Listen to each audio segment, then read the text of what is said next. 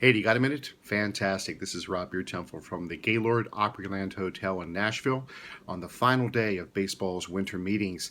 And it's the morning after the trade that sent Neil Walker to the New York Mets for Jonathan Niese. There's still some fallout, things to examine, and we might as well get started here.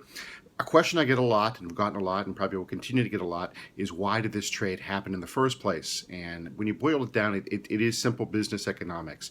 Walker's in his 30s. He plays a position that's demanding. He had reached his peak in terms of what the Pirates thought, both production-wise, output-wise, yet his salary was going to continue to escalate. And, the Pirates' business model, it's something, they reach a point where they see diminishing returns.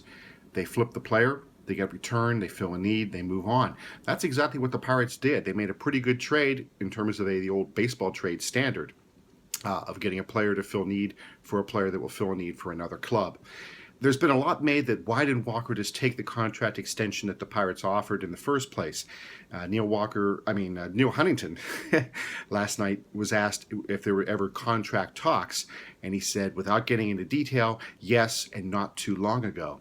Neil Walker says that we were, quote, never really close to any kind of extension. So what was the truth? Well, the truth actually lies somewhere in between. It depends on how you define things. Were there contract talks? Not necessarily.